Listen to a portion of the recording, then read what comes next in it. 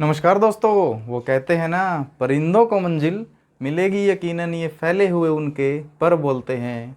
खामोश रहते हैं अक्सर वो लोग जमाने में जिनके हुनर बोलते हैं। तो आइए दोस्तों, स्वागत है आप सभी का एक बार फिर आपके अपने यूट्यूब चैनल ज्ञान वृद्धि पर। और आज हम हरियाणा जीके के लिए एक नए जिले का विस्तार पूर्वक अध्ययन करेंगे, जिसके अंदर आज हम लेकर आए हैं आपके लिए मेवात जिला। परीक्षा की दृष्टि से बड़ा ही इंपॉर्टेंट है। जितने भी इंपॉर्टेंट क्वेश्चन यहाँ से बनते हैं सभी के बारे में विस्तृत जानकारी है मैं आज आपको डिस्कस करेंगे एक दूसरे के साथ यहाँ पर। तो उसके बारे में इससे पहले जितने भी क्रमवार हमने सारे जिले हरियाणा के किए हैं, जिनको आप सर्च कर सकते हो www.youtube.com पर जाकर /ज्ञान वृद्धि, या फिर सर्च कर सकते हो डायरेक्ट ज्ञान वृद्धि में, जिसके अंदर हरियाणा जी की एक प्लेलिस्ट है और वहाँ पर सभी जिलों का आप अध्ययन कर सकते हो। विशेषता ये रहेगी, सभी जिलों में जो बारीक डाटा है वो करंट अफेयर साथ में आप लोगों को दिया हुआ है दोस्तों। तो आइए आज हम सर्च करते हैं सारे डाटा के बारे में मेवात से रिगार्डिंग। तो मेवात, क्योंकि हमें पता है मेवात हरियाणा का कौन सा जिला बना दोस्तों, 20वां जिला।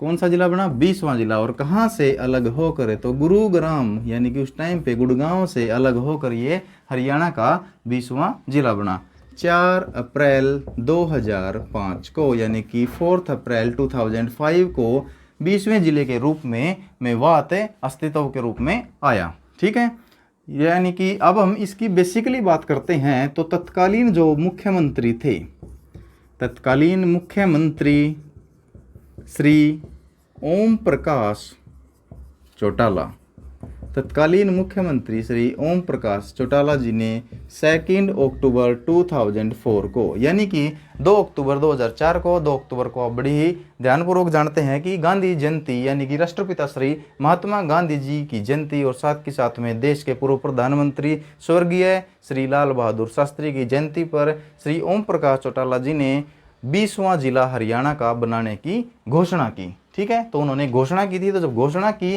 तो उस टाइम पे जान लेते हैं इसका पुराना नाम। तो मेवात का जो पुराना नाम था दोस्तों वो था सत्यमेवपुरम।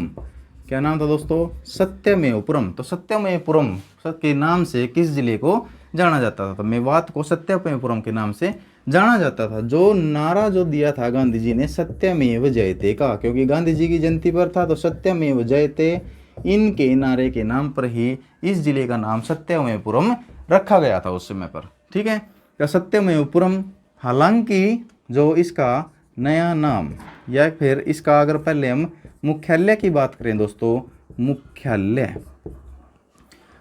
है इसका नू। मुख्यालय क्या है इसका, नू।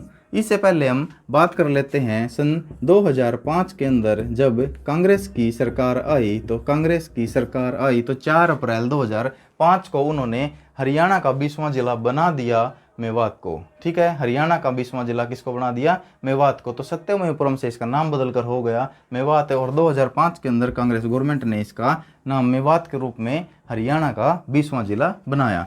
इसका मुख्यालय रखा गया नू। हालांकि 2016 के अंदर 2016 के अंदर इसका नाम ही नू कर दिया गया। तो अब हरियाणा का जो 20वां जिला है दोस्तों वो है नू। अब हम 20वें जिले की बात कर रहे हैं, तो हरियाणा के अंदर हम सभी जानते हैं कि 22 जिले हैं। तो 22 जिलों के साथ मिलकर हरियाणा बना हुआ है। तो आपको पता है 15 अगस्त 2008 को हरियाणा का जो 21वां जिला कौन सा बना, पलवल। हरियाणा का 21वां जिला दोस्तों बना पलवल। और 16 नवंबर 2016 को, यानी 16 नवंबर 2019 को दादरी 22वें जिले के रूप में हरियाणा का जिला बना, और हरियाणा 22 जिलों के साथ एक संपन्न राज्य के रूप में आगे बढ़ रहा है। तो यहाँ पर हमने मेवात का नाम जो पुराना नाम था, और अब हम इसके एक अन्य नाम के बारे में भी बात कर लेते हैं। कोई भी हमको ऐसा पॉइंट नहीं छोड़ना है जहाँ पर क्वेश्चन आने की संभावना है। तो मेवों का शहर, मेवों का शहर, मेवों के शहर के नाम से किसे जाना जाता है, मेवों के शहर के नाम से किसको जानते हैं, मेवात को। ठीक है, तो ये नाम भी हमको ध्यान रखना है।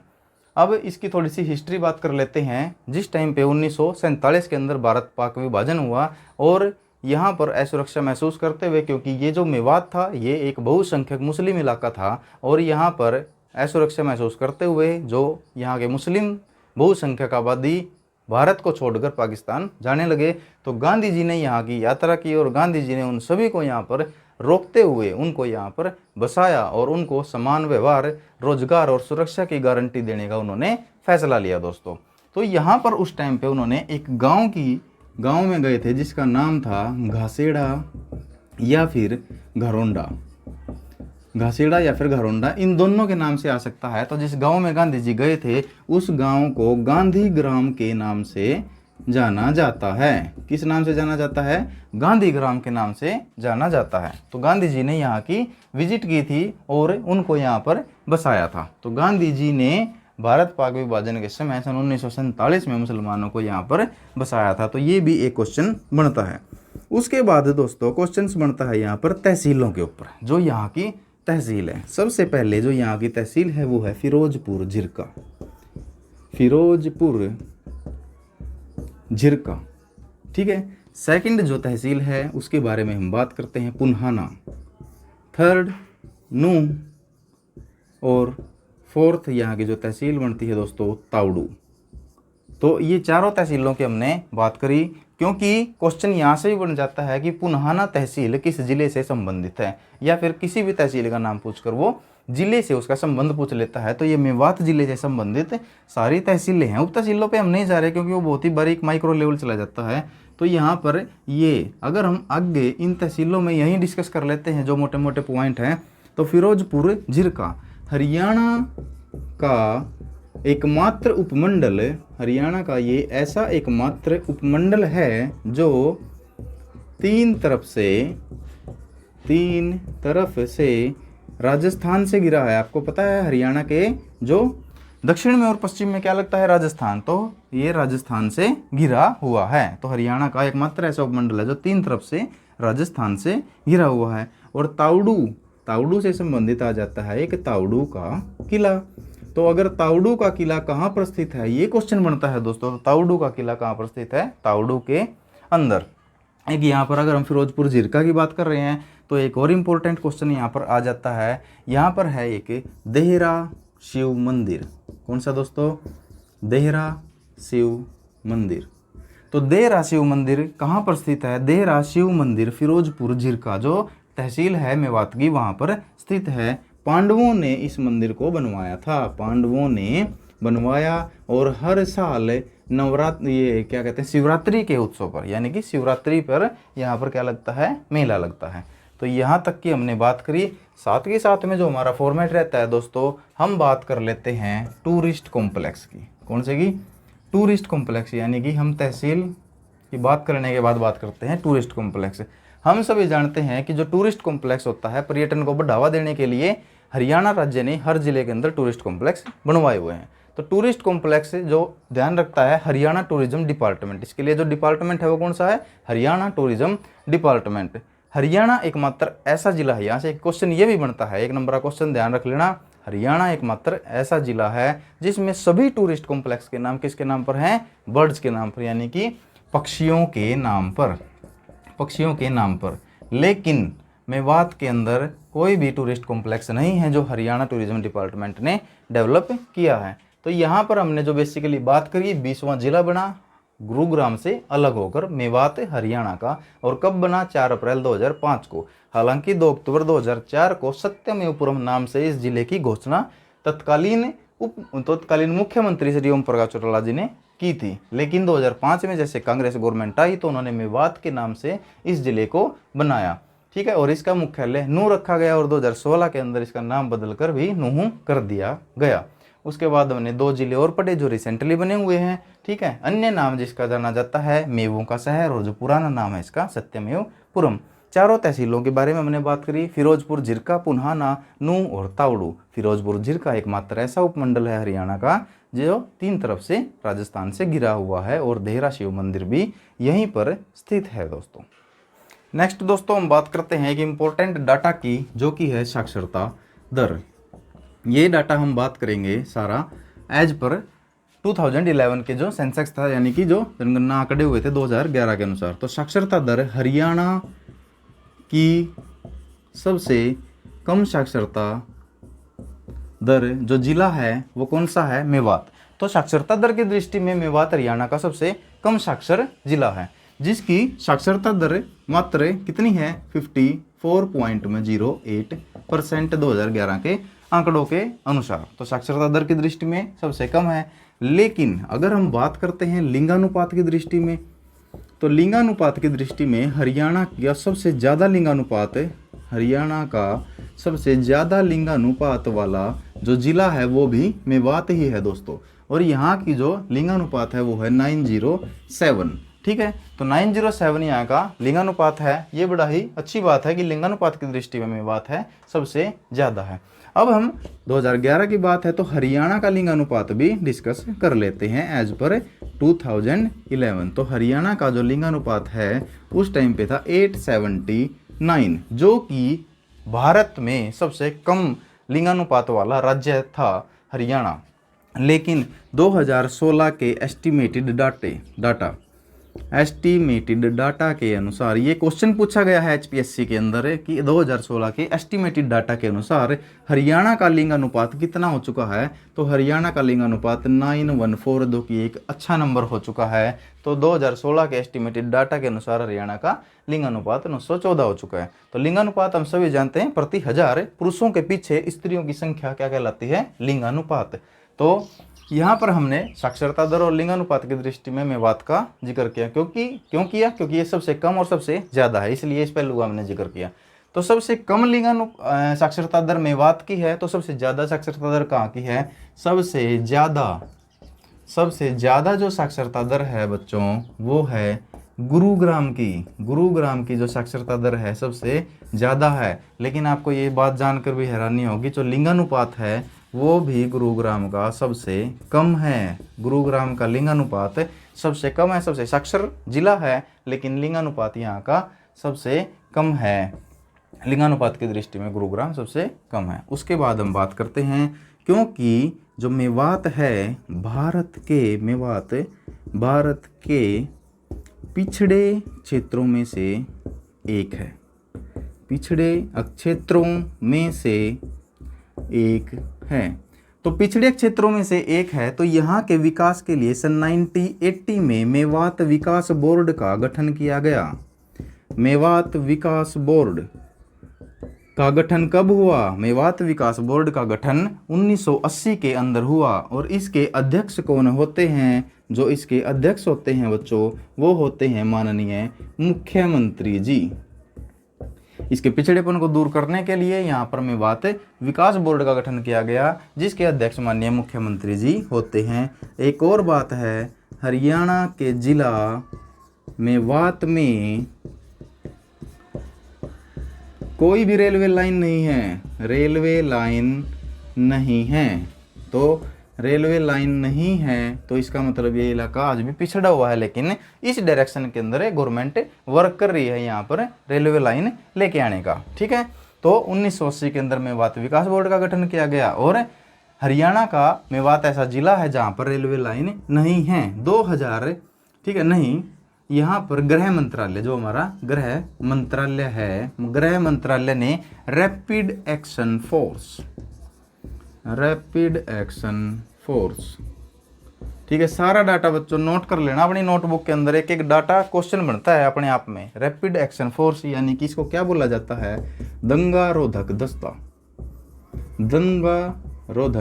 दस्ता। यहाँ पर इसका सेंटर बनाने की घोषणा की है। दंगा रोधक दस्ता, उसका जो सेंटर बनाने की घोषणा कहाँ पर की गई है? गृह मंत्रालय ने। और आपको पता है जो हमारे गृह मंत्री, अगर बात आगे जाती है तो श्री अमित शाह जी हमारे गृह मंत्री हैं फिलहाल। तो अगर यहाँ पर हरियाणा की बात कर लेते तो श्री अनिल विज जी। तो रैपिड एक्शन फोर्स जो गृह मंत्रालय ने उसका सेंटर बनाने की, कहाँ पर? मेवात को उसका सेंटर बनाने की घोषणा की है। ठीक है, तो साक्षरता दर की दृष्टि से हमने इसको पढ़ा। हरियाणा का लिंगानुपात हमने पढ़ा, लिंगानुपात मेवात का पढ़ा। 2016 के अनुसार भी मेवात का हरियाणा का लिंगानुपात हमने देखा। मेवात भारत के पिछड़े क्षेत्रों में से एक है, तो इसलिए यहाँ पर मेवात विकास बोर्ड का भी गठन किया जा चुका है 1980 के अंदर। और हरियाणा का मेवात ऐसा जिला है जिसके अंदर कोई भी रेलवे लाइन नहीं है दोस्तों। और गृह मंत्रालय ने यहाँ पर रैपिड एक्शन फोर्स का गठन करने की भी घोषणा की है। बड़ा ही इंपॉर्टेंट क्वेश्चन बात करते हैं दोस्तों। राजकीय आयुर्विज्ञान महाविद्यालय राजकीय आयुर्विज्ञान महाविद्यालय सन 2013 के अंदर कहाँ बनाया गया? मेवात के अंदर। और किन के नाम पर? हसन खां इनका नाम रखा गया यहाँ पर, हसन खां मेवाती मेडिकल कॉलेज। हसन खां मेवाती मेडिकल कॉलेज कहाँ पर स्थित है? तो ये क्वेश्चन बन जाता है कि 2013 के अंदर ये स्थित हुआ कहाँ पर? मेवात के अंदर, और राजकीय आयुर्विज्ञान महाविद्यालय के नाम पर ये यहाँ पर स्थित हुआ। तो हसन खां मेवाती जिनका जिक्र यहाँ पर होता है, क्योंकि इनका जिक्र होता है तो इनके बारे में पता भी होना चाहिए। हसन खां मेवाती कौन थे?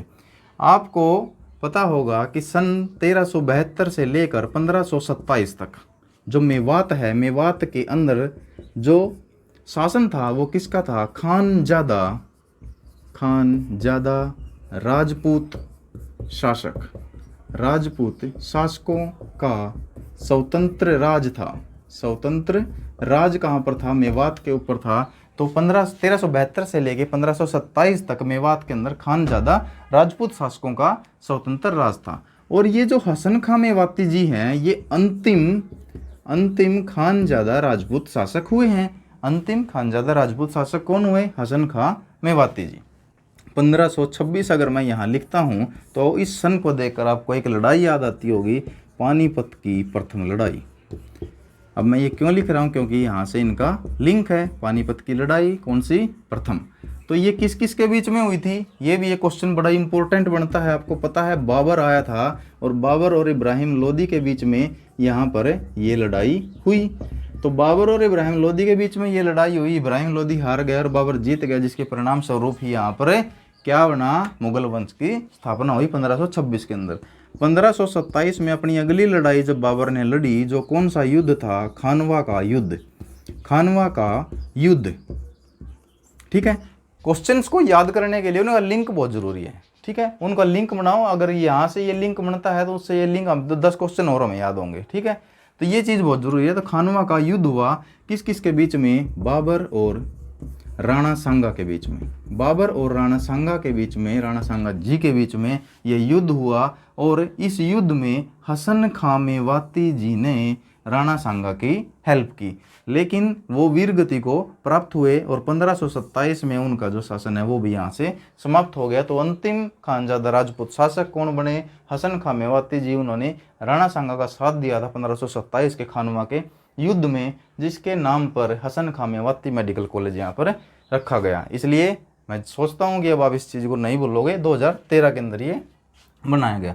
अब क्योंकि 4 ही युद्ध किए थे, 1528 में यहाँ पर इन्होंने घाघरा का युद्ध किया और 1529 के अंदर बाबर ने चंदेरी का युद्ध लड़ा, ठीक है। ये 4 मेन युद्ध इन्होंने लड़े थे। तो ये भी यहाँ पर डिस्कस कभी विस्तार में बाद में डिस्कस करेंगे इसके बारे में। तो ये राजकीय आयुर्विज्ञान महाविद्यालय 2013 के अंदर हसन खां मेवाती मेडिकल कॉलेज के नाम से स्थित हुआ। ये सारा डाटा हमने पढ़ा। नेक्स्ट हम बात जाते हैं दोस्तों, बड़ा ही इम्पोर्टेंट है मेवात की जो झीलें हैं उनके ऊपर। मेवात की झीलें, ठीक है। बगैर आपका टाइम वेस्ट किए एक एक जो इम्पोर्टेंट डाटा बन रहा है वो आपको मैं डिलीवर कर रहा हूँ। मेवात की झीलें, सबसे पहले हम यहाँ पर बात करेंगे किसकी? कोटला झील। कौन सी झील दोस्तों? कोटला झील। तो कोटला झील की अगर हम बात करें तो कोटला झील कहाँ पर स्थित है? मेवात में स्थित है। बाबर की जो ऑटोबायोग्राफी है, बाबर की ऑटोबायोग्राफी यानी कि आत्मकथा कौन सी है? बाबर नामा। तो बाबर नामा में भी कोटला झील का जिक्र मिलता है। तो कोटला झील कितनी प्राचीन है इससे आपको अंदाजा लग सकता है। सेकंड जो यहाँ पर हम बात करते हैं वो एक प्रसिद्ध झील है सेठ चूहीमल झील। सेठ चूहीमल झील। सेठ चूहीमल जी ने 10 एकड़ जमीन के दाम देकर उस 10 एकड़ जमीन में झील खुदवाई और बारिश में एकत्र होने वाले पानी को इकट्ठा किया ताकि लोगों को मदद मिल सके। बाद में इनके लड़के ने इस जो झील है इस तालाब को पक्का करवा दिया और इसके चारों तरफ ऐसी छतरीनुमा कलाकृति की गई है जो एक मनोरम दृश्य यहाँ पर एक प्रस्तुत करती है, ठीक है। इसलिए ये झील भी प्रसिद्ध है। यहाँ पर सेठ चूहीमल झील कहाँ स्थित है? मेवात के अंदर। उसके बाद है उझीना झील। कौन सी झील दोस्तों? उझीना झील। उझीना झील भी मेवात में स्थित है। नंबर 4 है यहाँ पर चंदेली झील या फिर चांदनी झील के नाम से इसको जाना जाता है। तो ये चारों झील कहाँ पर हैं? ये झील हैं मेवात के अंदर। तो इनमें से किसी भी झील की अगर बात कर लेता है तो वो आंसर में क्या आपको फिट करना है? मेवात। उसके बाद एक क्वेश्चन अगर यहाँ से ये भी पूछ ले कि छुई मुई तालाब कहाँ पर स्थित है? छुई मुई तालाब कहाँ पर स्थित है? तो छुई मुई तालाब भी मेवात के अंदर ही स्थित है। तो ये झीलों की भी हमने बात करी। उसके बाद यहाँ पर एक पर्यटक स्थल के रूप में क्या विकसित है? पर्यटक स्थल के रूप में गोल्फ कोर्स। आपने पता होगा एक बड़ा सा मैदान होता है घास का जिसके अंदर गोल्फ खेला जाता है, तो गोल्फ कोर्स यहाँ पर प्रसिद्ध है। और रिजॉर्ट कंट्री क्लब, हालांकि ये गवर्नमेंट द्वारा प्रचालित नहीं है, ये एक निजी कंपनी द्वारा प्रचालित है, लेकिन फिर भी बहुत ज़्यादा पर्यटक यहाँ पर खेलने के लिए आते हैं। अमीर लोग इस खेल को खेलते हैं, आप लोगों को पता होगा। तो इस चीज़ के बारे में ये भी एक डाटा है। गोल्फ कोर्स और रिजॉर्ट कंट्री क्लब कहाँ स्थित है? ये मेवात के अंदर स्थित है। हसन खां मेवाती मेडिकल कॉलेज बड़ा इंपॉर्टेंट है। ये यहाँ पर ये सारी लड़ाइयाँ इंपॉर्टेंट है, हालांकि ये इससे संबंधित नहीं था, मैंने आपको इसकी हिस्ट्री बताने के लिए बताया। इंपॉर्टेंट बहुत ज़्यादा है, ये कहीं से भी आपको मिल सकता है। मेवात की चारों जिलों के बारे में हमने जिक्र किया और जो छुई मुई तालाब है उसका भी हमने यहाँ पर जिक्र किया दोस्तों। नेक्स्ट मेवात के रिगार्डिंग जो इम्पोर्टेंट पॉइंट है उनको हम डिस्कस करते हैं। बड़े इंपॉर्टेंट पॉइंट है दोस्तों। मेवात का एक नृत्य है, मेवात का रतवाई नृत्य। रतवाई नृत्य बड़ा प्रसिद्ध है। मेवात का कौन सा नृत्य प्रसिद्ध है? रतवाई नृत्य है। यानी कि रतवाई नृत्य किस जिले से संबंधित है? तो मेवात जिले से संबंधित ये नृत्य प्रसिद्ध है। साथ ही साथ में देश का प्रथम चल न्यायालय, देश का प्रथम चल न्यायालय कहाँ पर स्थित है? देश का प्रथम जो चल न्यायालय जिसको मोबाइल कोर्ट बोलते हैं वो भी मेवात के अंदर ही स्थित है। देश का प्रथम चल न्यायालय मेवात के अंदर स्थित है। उसके बाद यहाँ पर शेख मूसा की मज़ार, शेख मूसा की मज़ार कहाँ पर स्थित है? तो ये नूह के अंदर स्थित है। ये क्या थे? एक प्रसिद्ध संत थे, निजामुद्दीन औलिया के ये अनुयायी थे, प्रसिद्ध संत थे। तो शेख मूसा की मज़ार भी कहाँ पर स्थित है? ये भी मेवात के अंदर ही स्थित है। अब बचता है दोस्तों मेवात के अंदर से ये जितने इंपॉर्टेंट क्वेश्चन थे ना ये हमने डिस्कस कर लिए, ठीक है। अगर कोई बचता है तो वो करंट जो डाटा है वो बचता है, तो करंट डाटा को भी हम डिस्कस कर लेंगे क्योंकि करंट डाटा एक महत्वपूर्ण रोल प्ले करता है आज एग्जाम के अंदर, ठीक है।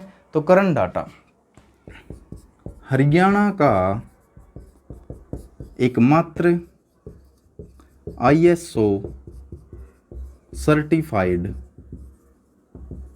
स्कूल, हरियाणा का एकमात्र ISO सर्टिफाइड स्कूल कौन सा है? तो कहाँ पर स्थित है? मेवात के अंदर राजकीय माध्यमिक विद्यालय बीमा, यहाँ का एक बीमा गांव है जिसके अंदर यह स्थित है। तो राजकीय माध्यमिक विद्यालय बीमा है, ये हरियाणा का एकमात्र ISO सर्टिफाइड स्कूल है।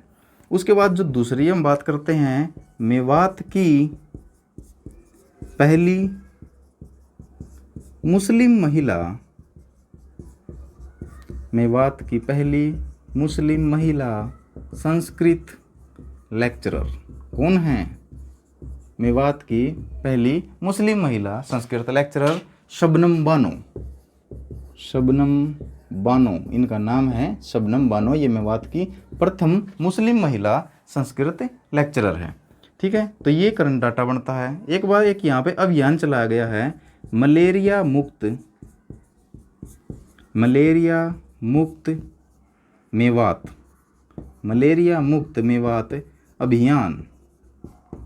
यह किसने चलाया? यह स्वास्थ्य मंत्री श्री अनिल विज, आपको पता है स्वास्थ्य मंत्री श्री अनिल विज जी ने यह अभियान चलाया, मलेरिया मुक्त, ठीक है। अनिल विज जी, मलेरिया मुक्त मेवात अभियान स्वास्थ्य मंत्री श्री अनिल विज जी ने यह चलाया। तो ये करंट अफेयर से संबंधित डाटा है।